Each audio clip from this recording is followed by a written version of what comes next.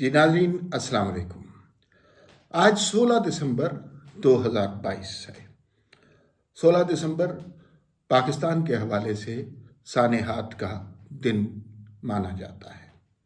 आज मशरक़ी पाकिस्तान को हमसे अलहदा हुए बांग्लादेश बने हुए 51 बरस हो गए हैं। आज APS के सानहे को 8 बरस हो गए हैं और इन दो सानहों के हवाले से हमारी आंखें हमेशा पुरनम रहती हैं। हम दुख करते हैं, गम मनाते हैं, मातम करते हैं। ये बहुत अच्छा मौका है आज 2022 16 दिसंबर को कि हम माजी के 16 दिसंबर में होने वाले सानेहात को देखें और उनके हवाले से मौजूदा दौर को समझें और फिर इसके हवाले से मुस्तकबिल की कोई राह तलाश करने की कोशिश करें। सबसे पहले बात करते हैं 16 दिसंबर 1971 की, जब मशरक़ी पाकिस्तान बना। उस वक्त यहाँ पर मगरबी पाकिस्तान में बहुत बुलंद बांग दावे हो रहे थे और कहा जा रहा था कि हमने दुश्मन को, जो कि बंगाली ही थे, हमारे भाई थे, उनकी बगावत को कुचल दिया गया है। उसी दौरान एक मक्ती बहानी का अंसर भी आ गया। भारत ने इस शोरिश से फ़ायदा उठाया और जाहिर है कोई दुश्मन हो तो वो इस मौके से फ़ायदा उठाएगा। लेकिन क्या ये सिर्फ भारत की साजिश थी, हमारी अपनी कोई गलतियां नहीं थी? तो यकीनन बहुत बड़ी गलतियां हमारी अपनी भी थी और उन मसला ये है, ना उन गलतियों पर बात की गई, ना उन गलतियों को दुरुस्त करने की कोशिश की गई, ना कोई पब्लिकली अपॉलॉजी की गई। तो 1971 में याहिया खान साहब थे, उन्होंने जो कुछ किया, इंतखाबात हुए, इंतखाबात में बिल्कुल ही मुख्तलिफ किस्म का रिजल्ट आया। बांग्लादेश में यानी मशरक़ी पाकिस्तान में मुजीबुर रहमान जीत गए और इधर भुट्टो साहब ने क्लीन स्वीप कर लिया।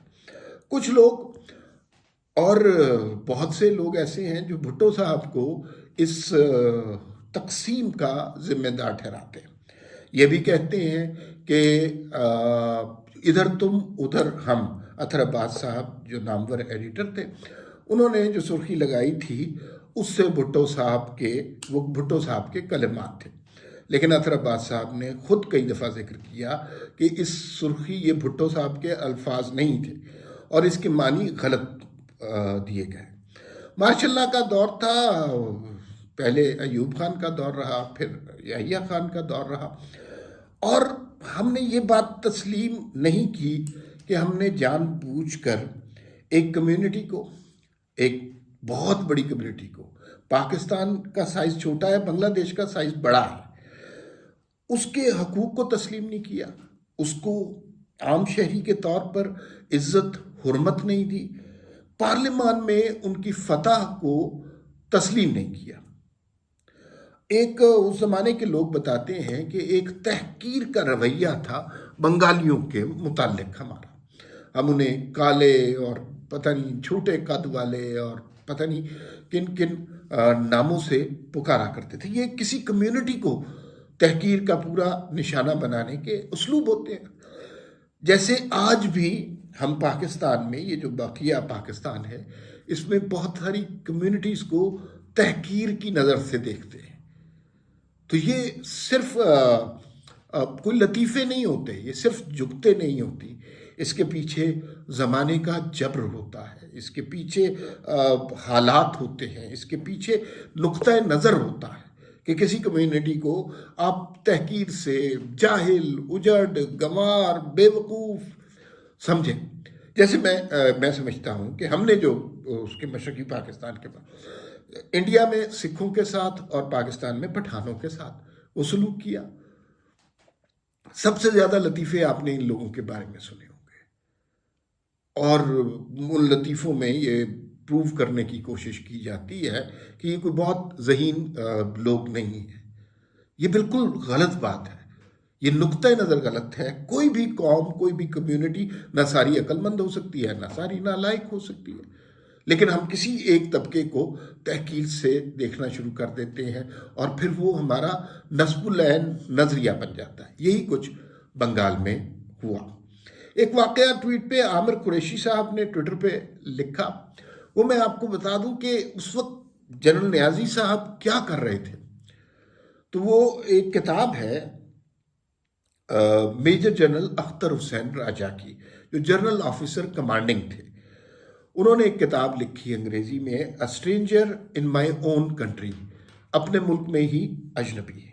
और उन्होंने एक वाक़या लिखा कि 10 मार्च 1971 को ढाका आर्मी कमांड सेंटर में जनरल न्याजी साहब ने बंगालियों को बहुत ज़्यादा गालियां दी। और मैं वो बातें तो नहीं शेयर कर सकता, लेकिन कहा कि इनकी औरतों के साथ हम ये सलूक करेंगे और उनके साथ ये करेंगे। और आपको पता है कि तहरीक पाकिस्तान में बाकी पाकिस्तान से ज़्यादा बंगाल का हिस्सा था, तो उन लोगों के साथ जनरल न्याजी साहब ये सलूक कर रहे थे। वो जो गुफ्तगू थी, वो गुफ्तगू सुन रहे थे एक मेजर मुश्ताक, जो सुना है बड़े ब्रिलियंट ऑफिसर थे लेकिन बंगाली थे और मुहिब्बे वतन थे, पाक फौज का हिस्सा थे।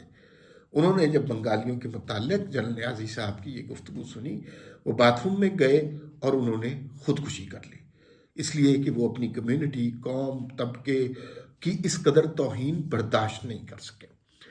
अगर हम 1971 में होने वाले इंतखाबात के नताइज तस्लीम कर लेते तो ये मुल्क ऐसा ना होता जैसा हो चुका है।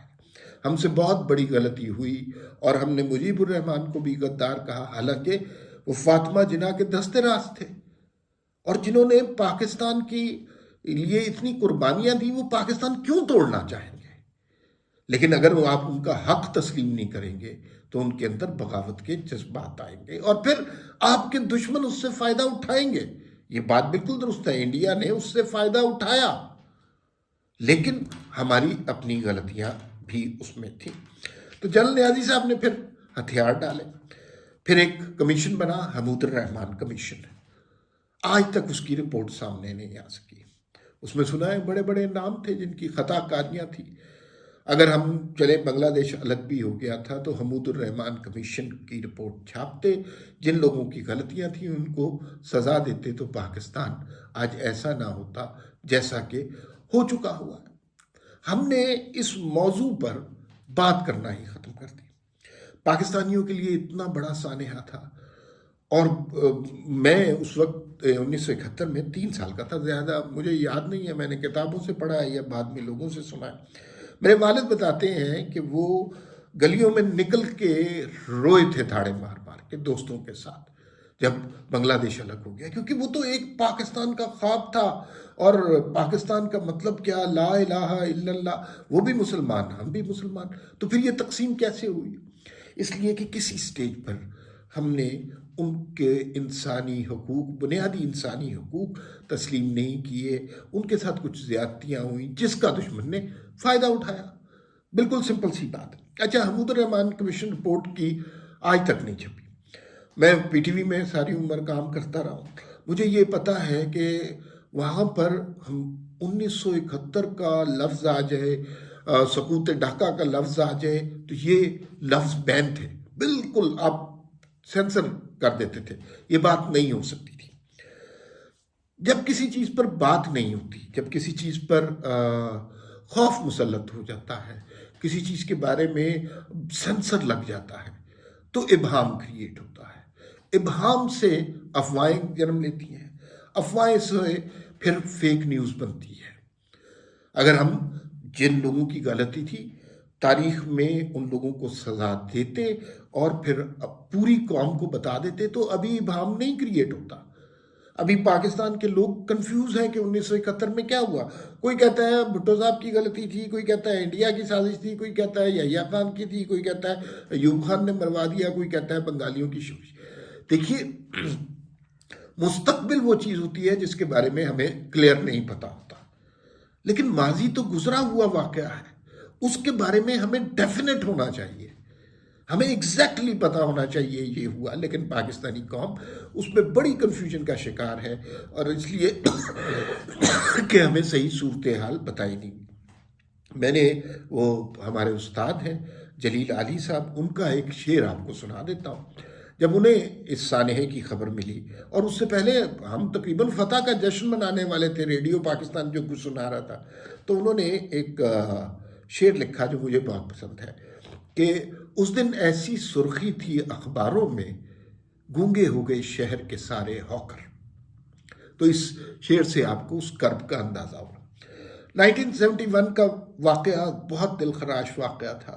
उसके बाद हमें संभलने का मौका नहीं मिला, और उसके बाद हमें सबक सीख लेना चाहिए था कि दूसरी कोई कम्युनिटी जो है हकीर नहीं होती। इंसानी हकूक सबके लिए होते हैं, किसी को तहकीर की नज़र से नहीं देखना चाहिए, लेकिन ऐसा नहीं हुआ। भुट्टो साहब का सबसे बड़ा कारनामा ये गिना जाता है कि भुट्टो साहब जब इक़्तिदार में आए तो उन्होंने 90,000 जो हमारे फौजी कैद थे भारत में उनको आज़ाद कराया। ना सिर्फ आज़ाद कराया, उनको हीरो का वेलकम दिया और उनको हीरो बनाकर फूलों की बारिश के साथ उनको वतन वापस लेके आए। लेकिन उसके बावजूद आपने देखा कि चंद साल के बाद वही भुट्टो जो मोहसिन था, जिसका इतना बड़ा कारनामा था, उसको फांसी पर लटका दिया गया और ज़ियाउल हक साहब इक़्तिदार पर विराजमान हो गए। उसके बाद इस मुल्क के साथ जो हुआ वो सब कुछ सबको पता है कि किस तरह दहशतगर्दी आई, किस तरह क्लैशनकोफ कल्चर आया, किस तरह हम अफ़गान वार के अंदर गए, किस तरह हमारे अंदर लिसानी मजहबी इख्तलाफात पैदा किए गए अमरीकी फंडिंग के साथ। अगर ज़ियाउल हक साहब, भुट्टो साहब के इलेक्शन पे ये कहा गया कि वो उसमें धांधली हुई थी, फ़र्ज़ कीजिए कि भुट्टो साहब के इलेक्शन जैसे भी थे, उसके बाद उन्हें हुकूमत बनाने दी जाती जो कि उनका हक था, तो वो अगर अच्छी गवर्नेंस करते तो आज तक हुक्मरान होते, बुरी गवर्नेंस करते तो अगले टेन्योर में लोगों ने उन्हें निकाल बाहर करना था। यही डेमोक्रेसी है ना। लेकिन वो सर्कल नहीं चलने दिया। ज़ियाउल हक का दौर आया, वो सारा कुछ हमने देखा। अच्छा हाँ, इस 1971 के हवाले से एक बात बहुत इम्पोर्टेंट है। हमें सारी उम्र सबक ये सिखाया गया, क्योंकि पीटीवी की हम पैदावार हैं, तो कि 1971 का जिक्र नहीं करना। अभी पिछले दिनों जनरल बाजवा ने एक तकरीर की और उसमें उन्होंने दो बातें कही कि 1971 की शिकस्त जो है वो फौजी शिकस्त नहीं थी, सियासी शिकस्त थी। दूसरा उन्होंने कहा कि कैद होने वाले फौजी 90,000 नहीं थे, 34,000 थे।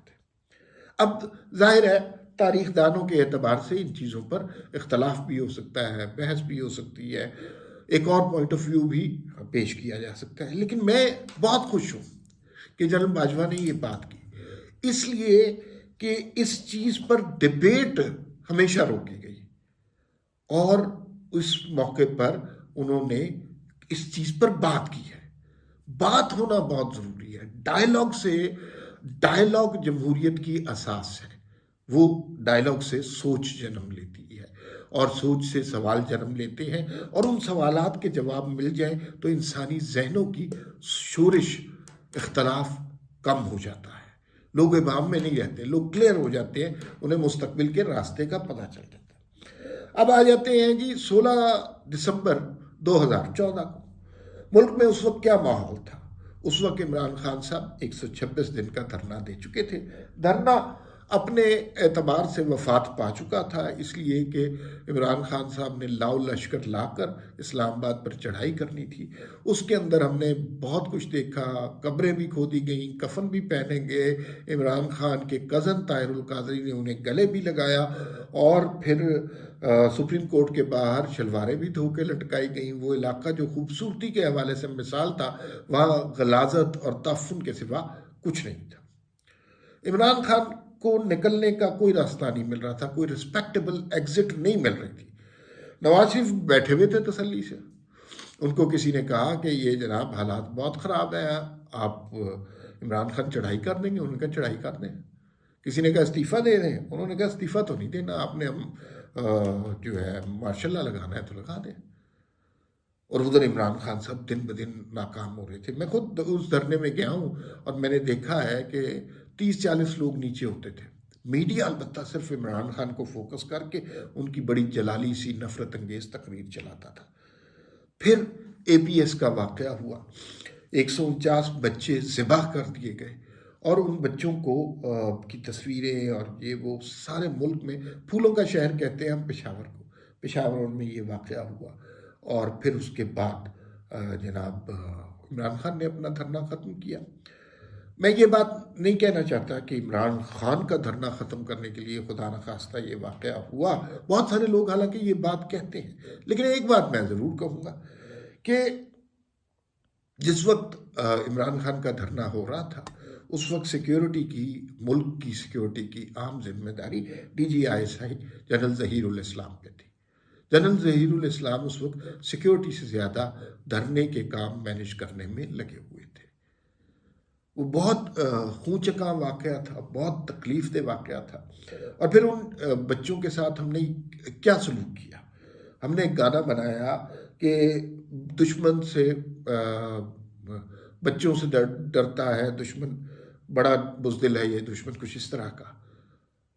तो वो फिर दूसरा हमने उन बच्चों को शहीद कह के पुकारना शुरू कर दिया जैसे, और उनकी दलेरी की तारीफ़ें करनी शुरू कर दी। जैसे वो बच्चे तालीम हासिल करने नहीं गए थे, शहादत पाने, ज़िबा होने गए थे। तो हमने अपनी कंसोलेशन के लिए, अपनी थोड़ी सी हिम्मत बंधाने के लिए उन बच्चों की बहादुरी के किस्से सुनाना शुरू कर दिए कि बहुत अच्छा, हमें उस वाक़े का मातम ज़्यादा करना चाहिए था, लेकिन उस पर तवज्जो कम दी गई। तो इमरान खान साहब का धरना ख़त्म हुआ और वो जो है फिर पेशावर गए और फिर उसके बाद ये मामला ख़त्म हुआ। और बहुत तकलीफ़देह वाक़या है जो APS का वाक़या हुआ। जो आज के वीलॉग करने का मकसद ये है कि अब हम आ गए हैं 16 दिसंबर 2022 में। हमने क्या खोया क्या पाया, दो वाक़यात की तरफ मैंने आपकी तवज्जो दिला दी। क्या हमने इन हालात से, इन वाक़यात से कोई सबक सीखा है? क्या हम मुस्तक़बिल में लोगों की, कम्युनिटीज़ की अहमियत और उनसे, उनके इंसानी हकूक़ को मानने को तैयार हैं? क्या हमारा जमहूरियत पर ईमान हो चुका हुआ है? मुझे तो नहीं लग रहा। उस वक्त भी एक जनरल न्याजी साहब थे जिन्होंने हथियार डाल दिए और मुल्क को तबाह बर्बाद किया, 2 लाख किया। आज भी एक इमरान खान न्याजी है जो किसी भी हुकूमत को 2014 से काम नहीं करने देते। जब खुद हुकूमत में होते हैं तब भी काम नहीं करते, और जब दूसरा कोई हुकूमत में होता है तो वो लाओ लश्कर शुरू कर देते हैं। इमरान खान साहब किसी और सियासी जमात को तस्लीम नहीं करते। वो नवाज शरीफ को, वासिफ जरदारी को, मौलाना फजलुर रहमान को, ANP को, सबको गद्दार, डाकू, चोर कहते हैं। इसका मतलब है कि ना वो उनको तस्लीम करते हैं, ना उनके वोटर्स को तस्लीम करते हैं, ना उनके हक के खुद इरादी को तस्लीम करते हैं। तो ये बहुत ज़्यादा ख़तरनाक सिचुएशन है। ये फिर वही सूरत हाल पैदा हो रही है जब हम एक दूसरी सियासी जमातों के हक को तस्लीम नहीं कर रहे। हाइब्रिड निज़ाम हो चुका, चले बहुत बड़ी गलती थी, उस पर बहुत बात हो चुकी। हाइब्रिड निज़ाम हो चुका, इमरान खान साहब तख्त से उतर गए, लेकिन हमने आगे क्या करना है? आगे के रास्ते जिस तरह इमरान खान साहब चलना चाहते हैं, फ़ौज को सियासत में घसीटना चाहते हैं और उसके ज़रिए कभी हुकूमत करना चाहते हैं, कभी किसी जर्नैल की इज़्ज़त करते हैं, कभी किसी जर्नैल पर गालियाँ बरसाते हैं। ये सिस्टम इस तरह नहीं चल सकता। अल्लाह ताला इस मुल्क को कायम रखे। हमें बेपनाह मोहब्बत और इश्क है इस मुल्क से, लेकिन कुछ चीज़ों की तरफ निशानदेही करना बहुत ज़रूरी है। अगर आप किसी दूसरी सियासी जमात को तस्लीम नहीं करेंगे, अगर आप पार्लिमान की इज्जत नहीं करेंगे, देखिए किस कदर बेहुरमती हो रही है। जमहूरियत में हम कहते हैं कि बुनियादी तौर पर आम आदमी का रोल इतना होता है कि वो वोट डाल देता है, वोट डाल के वो अपने नुमाइंदे मुंतखब करता है। खान साहब कभी KPK की असम्बली तोड़ने के चक्कर में है, कभी इस्लामाबाद की, वो पंजाब की असम्बली है। तो ये बेहुरमती है ना उन लोगों के हक की, उन लोगों के नुमाइंदों की बेतौकीरी है ना, तो ये नहीं होना चाहिए। दूसरा, लाओ लश्कर से हुकूमतें गिराने का काम बहुत पुराना हो चुका है। अब पार्लिमान वो जगह है जिसकी खान साहब इज्जत करना ही नहीं चाहते, ना वो कभी उसको इज्जत की निगाह से देखते हैं। पार्लिमान से वो इस्तीफे देकर बैठे हैं। चंद हज़ार लोग हैं और उनका एक जहरीला सोशल मीडिया है, और वो उसकी बुनियाद पर, और इलेक्ट्रॉनिक मीडिया उनकी खिदमत के लिए बना हुआ है, वो उनकी बुनियाद पर ये सारा सिलसिला चला रहे हैं। मैं कोई गलत पेशन गोई नहीं करना चाहता और ये संजीदा मौजू है, लेकिन हमने माजी से कुछ सबक सीखने ज़रूर हैं। नहीं सीखेंगे तो हम और नुकसान होगा। हम तकसीम दर तकसीम के अमल में पड़े रहेंगे। बहुत ज़रूरी है कि हम सब सियासी जमातों को तस्लीम करें। किसी को ये जो मनूवरिंग करके परवेज़ इलाही जैसे लोगों को सर पे बिठा दिया है, ये पंजाब के रिप्रेजेंटेटिव नहीं है। जनरल मुशर्रफ के दौर से पंजाब में हुकूमत नहीं करने दी गई। जो पंजाब के रिप्रेजेंटेटिव हैं नून लीग वाले, और हर तरीका इख्तियार किया गया, उन्हें हुकूमत नहीं करने दी जाती। तो नवाज शरीफ के दौर में भी इमरान खान साहब पंजाब में हुकूमत थी, लेकिन इमरान खान साहब ने क्या कुछ किया आप सबको पता है। तो जब तक दूसरों को तस्लीम नहीं करेंगे, मैं आपकी इज्जत नहीं करूँगा, आप मेरी इज्जत नहीं करेंगे, तो बात नहीं बनेगी। गालियाँ देने से, इख्तलाफ पैदा करने से इंतशार तो हो सकता है, लड़ाई तो हो सकती है, अमन पैदा नहीं हो सकता, मुल्क नहीं चल सकता, मईशत नहीं चल सकती। मेरी बड़ी ख्वाहिश है कि खान साहब को ये बात समझ आ जाए, और खान साहब के जो कोच हैं, खान साहब के जो सपोर्टर हैं, उन्हें समझ आ जाए। देखिए, इमरान खान होंगे बड़े हर दिल अजीज लीडर, बड़े लोग उनसे मोहब्बत करते होंगे, लेकिन कोई शख्स भी और कोई लीडर भी पाकिस्तान से ज़्यादा अहम नहीं है। तो हमें पाकिस्तान की बका के लिए जमहूरी कदरों को अपनाना है, पार्लियामान की इज्जत करनी है, पार्लियामान का एहतराम करना है, वोट को इज्जत देनी है, और दूसरे के हक को तस्लीम करना है। दूसरे को सिर्फ गाली नहीं देनी, दूसरे पे सिर्फ इल्ज़ाम नहीं लगाना, और अपने गिरेबान में भी झांकना है। खान साहब जो है दूसरों के गिरेबान में तो झांकते हैं, लेकिन अपने गिरेबान में झांकने से गुरेज करते हैं। ये सूरत हाल है। अब बात लंबी हो गई, ख़त्म करते हैं। और इसमें अब आप जो व्यू सुनने वाले हैं वो खुद नतीजा निकालें कि हमने क्या गलतियां की और अब हमें क्या करना चाहिए। जो गलतियां हो गई, चले वो भी माजी का हिस्सा था, हो गई, तो अब आगे हमने क्या करना है। सब इदारे अपने अपने काम करें, अपनी अपनी हदूद में रहे, तो ये मुल्क चल सकता है। वरना इसकी बुनियाद को, इसकी सलामती को अभी भी खान साहब जैसे इंतशारी लोगों की वजह से बहुत ज़्यादा ख़तरात लाहक हैं। फिलहाल इतना ही, फिर मुलाकात होगी। अल्लाह हाफिज़।